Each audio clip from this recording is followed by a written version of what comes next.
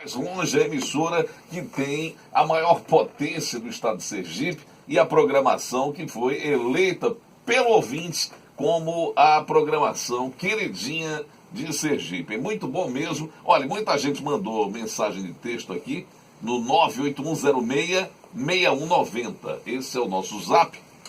Muita gente participando do interior. Algumas pessoas concordaram com Samuel, mas olha, muita gente, viu, deputado, fazendo aqui críticas pela sua postura muito condescendente com essa cúpula da segurança pública que está posta aí. O pessoal está querendo mais ação e espera do deputado Capitão Samuel, e aqui segue exatamente uma análise das mensagens que nos chegaram. Esperam dele, mesmo ele estando na situação, uma atitude mais aguerrida. Está dado o recado. Eu diria que 70% dos que se manifestaram no 981066190 falaram isso aí, que o deputado Capitão Samuel seja menos governista e que trabalhe para que a segurança pública possa melhorar. Está muito condescendente. Essa é a opinião do nosso ouvinte. E o ouvinte aqui tem todo espaço para dizer o que pensa. A gente respeita o contraditório, tá? E se não se respeitar o contraditório, não é jornalismo, né? Não é uma coisa democrática. Agora são 7h11 em Aracaju, 7h11. Você já ouviu falar na depressão?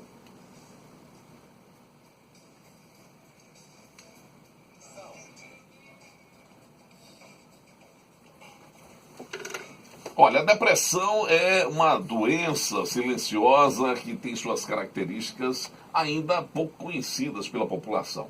Atinge pessoas de todas as faixas etárias, de todos os gêneros, mas existem dados que mostram uma predominância nas mulheres. Hoje, aqui nos estúdios, ao vivo, para falar sobre o tema, a psicóloga Sara Lopes, a quem agradeço a deferência por estar aqui conosco para falar dessa questão da depressão.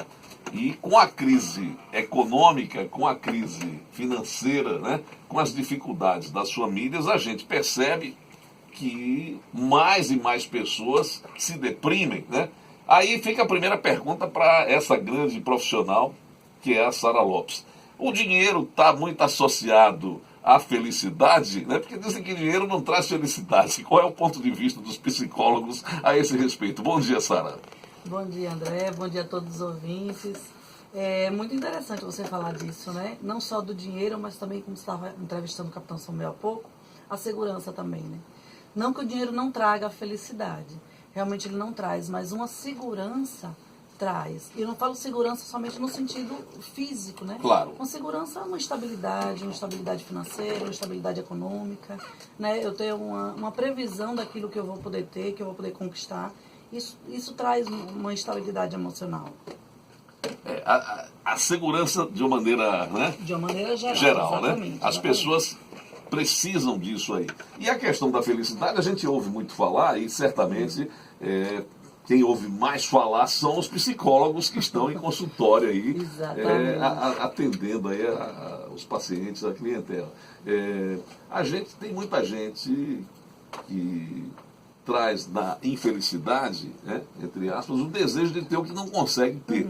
E aí a gente vê, né, aquelas frases de autoajuda, aqueles profissionais que ganham dinheiro às custas exatamente. Né? O cara diz, não, seja feliz com o que você tem, né? E aí... Fique milionário em 121 dias, não sei o quê, né?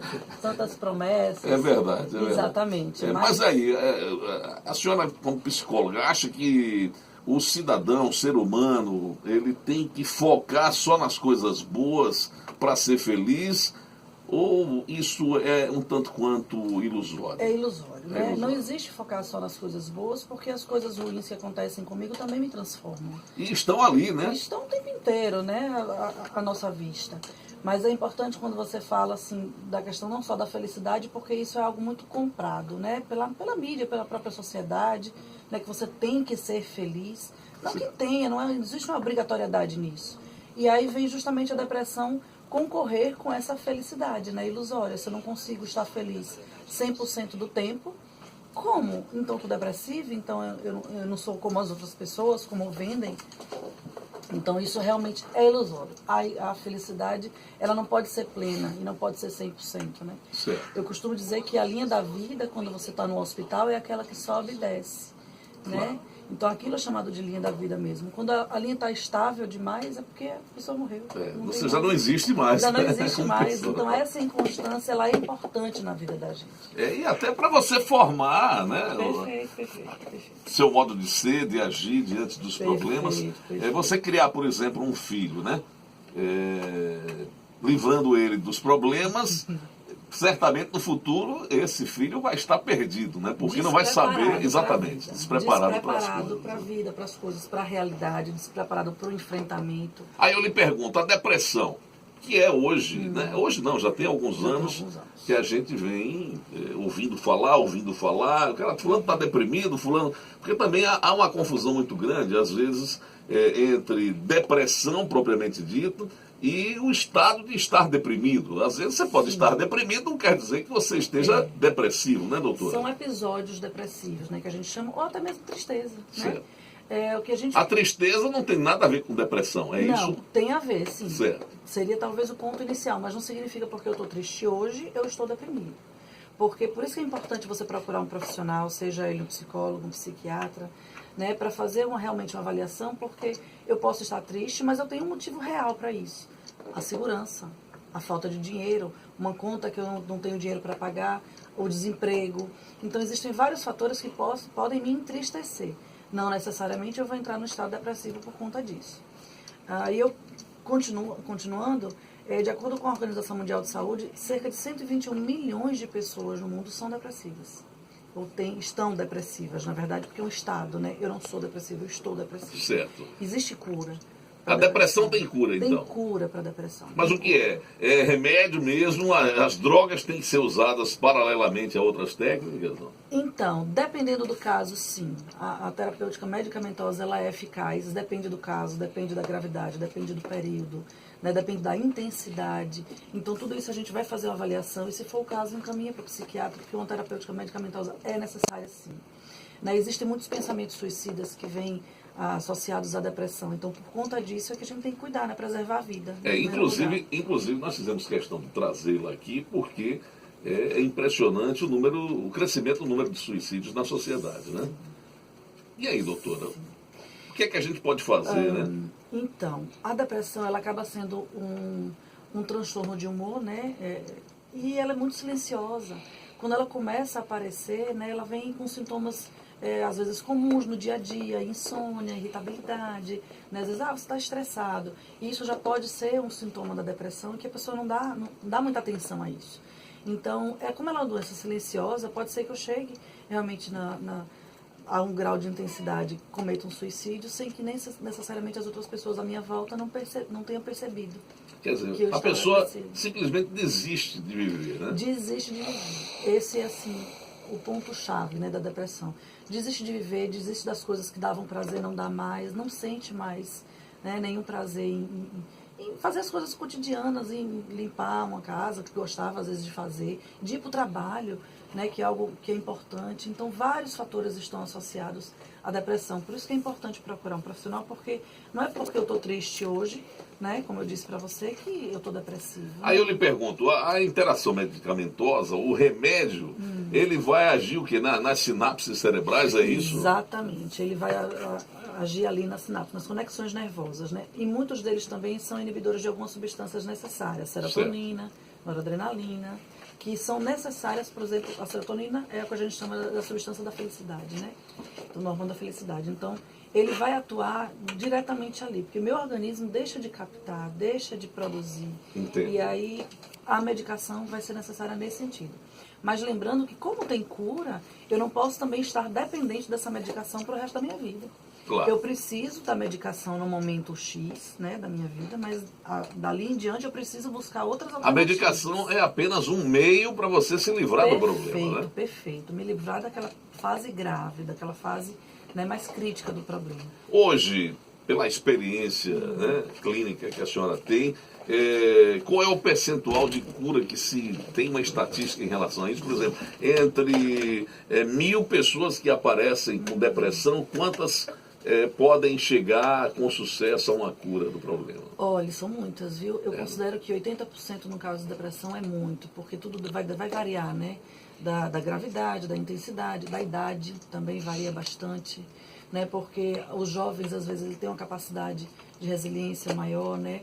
Os idosos, muitas vezes, eu vejo que tem idosos que, às vezes, precisam sair da própria casa, precisam morar com os filhos, porque já estão sozinhos em casa. Então, isso acaba causando uma depressão, sim, e eles já não veem mais possibilidade. A sensação, teoricamente, a sensação de abandono, né? Isso, teoricamente. Você passa a vida inteira com os filhos não é um ali. abandono, é um resgate, né? É verdade. Os filhos pegam muitas vezes porque não podem ficar sozinhos, mas eles acabam se deprimindo porque saíram do seu lar, né?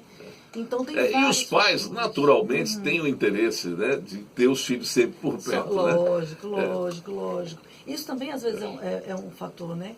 Eu lembro que tem muitos pacientes que os filhos estão em fase de casamento, de viajar, de morar fora, né, para estudar muitas vezes, e os pais às vezes se deprimem com isso, né?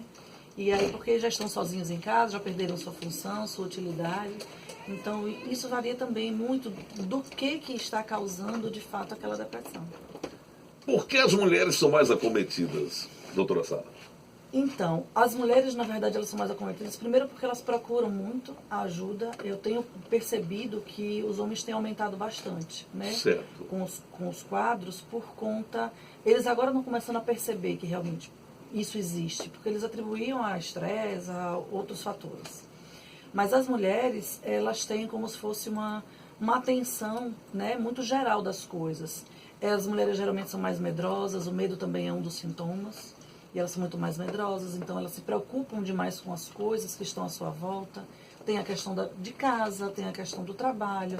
Então elas acumulam muitas funções e isso está muito relacionado com a depressão.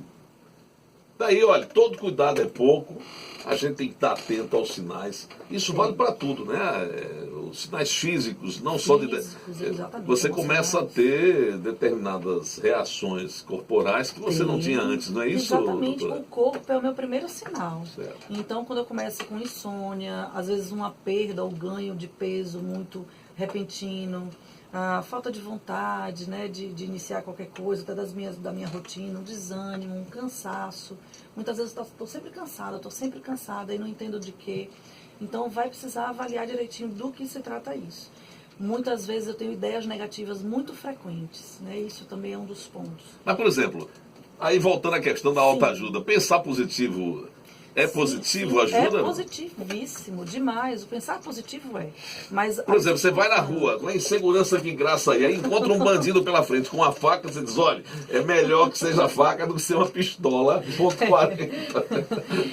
Olha, se você for ver, talvez isso não seja nem um pensamento só você positivo. Gosta, Mas ser bem-humorado, isso é bom, isso ajuda muito, né? Dizem que a gente rir dos nossos defeitos é a melhor coisa que tem, né? O rir de si, isso é bem, muito essa vantagem eu levo, né? Leva, nem se preocupe. Mas assim, quando você falou do sair na rua, né? Claro, na insegurança do jeito que a gente tá, eu posso sair, eu não vou deixar de sair na rua, mas eu vou sair na rua com alguns cuidados. Mas tem pessoas que, pelo medo tão excessivo, deixam de sair por medo de ser assaltado, por medo de... Aí entra a tal da história do pânico, que é outra doença que tem avançado bastante. Tem, né? E está tudo associado, né? Está tudo associado. Quem é depressivo tem pânico e vice-versa, não? Não é regra, certo. Mas isso pode desencadear a depressão, sim. Porque eu acabo com o pânico, tendo medo excessivo, não saio de casa, e aí vou me isolando, faço isolamento social, e daí a pouco desenvolve a depressão. Interessante. Eu já vi casos de uma mesma família, praticamente, o pai, a mãe, depois os filhos terem pânico. Isso é natural? É natural. Existe uma carga hereditária muito grande nos transtornos psicológicos, né? Porque é a forma como eu lido com as coisas, a forma como eu lido com a minha vida. Certo. Então, se meu pai lida dessa forma, eu aprendo com ele, né? Então, eu vou também lidar com a vida dessa forma. É muito natural, muito comum. Então, você tem parentes na família com depressão, ou com ansiedade, ou com pânico, é natural que outras pessoas da família desenvolvam também. Tá aí, conversamos com a psicóloga Sara Lopes. Olha, é um assunto palpitante, né? Um assunto que mexe, é o que eu digo a vocês, o jornalismo aqui da 103, o Jornal Primeira Mão, ele existe para falar sobre tudo isso que interessa de perto a você que está do outro lado, tá? E você pode continuar sugerindo, mandando sugestão de pauta, de entrevistas para o nosso zap no 981066190 ou mesmo por e-mail para jornalistaandrebarros@gmail.com, porque pode ter certeza, o nosso objetivo é bem informar, é deixar você aí preparado para as coisas, né? E a depressão, essa doença silenciosa, enfim, ela dá os sinais dela. E você tem que estar atento, né? Tem, exatamente. Doutora Sara, obrigado mesmo por ter vindo. Eu que agradeço. E as pessoas, por exemplo, hoje, tem algum número que a senhora possa passar? Porque quantas pessoas nos ouvem agora que estão sentindo algum tipo estão tendo algum tipo de sintoma que merece um alerta? Tem sim. Tem o 3023 5120. 3023 5120. 3023 5120 é o número para você buscar ajuda. Exatamente, né? O número, é um dos números, né? Não vou dizer que é o número, mas um dos números para buscar ajuda também. Mas é sempre importante buscar orientação. Claro. Né? Tá aí, obrigado mesmo. Foi um prazer conversar com a senhora. Muito prazer mesmo. Bem, eu vou para um rápido